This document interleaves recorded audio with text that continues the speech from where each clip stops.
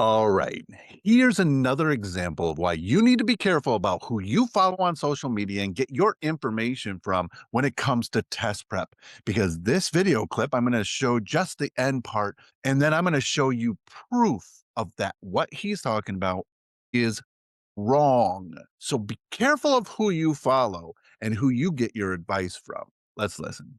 And you could see they got most of those answers wrong. The little triangles to the left of them means those were actual questions that students answered, but they did not count because they're the field test questions that the ACT gives you, but doesn't This is actually right. grade. This is how So it this shows up when you student order took the score time to reports. answer questions that don't count, and then on the questions that do count, they had to rush and they got all those wrong. So what I'm This telling you particular is if you test, do the it was last passage first, you can avoid this right situation, on this get one. all those questions right, and then if you do run out of time, you can run out of time on the section that doesn't count. So do the last passage first.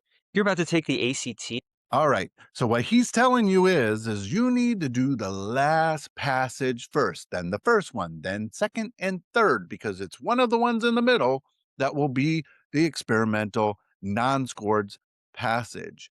But this is not true. Let's go to ACT, the people who actually write the test, and see what they have to say. All right. As you can see, we are on the actual ACT website, and this is their question and answers about this new shift, where they're now doing experimental passages within the English, reading, and science instead of an alternate fifth section that's experimental. Now it's embedded into each section. Now, as you can see here, ACT embeds these field test questions into each section, but you never know which passage is going to be the unscored ones. It can come at the beginning, it can come at the end, it can come in the middle. In fact, ACT's official guide and practice tests in 25MC1 and 25MC2,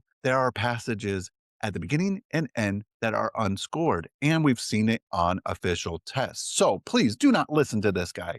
Be careful of who you listen to. If you want to be guided by real experts, people who actually know what they're talking about, follow Enhanced Prep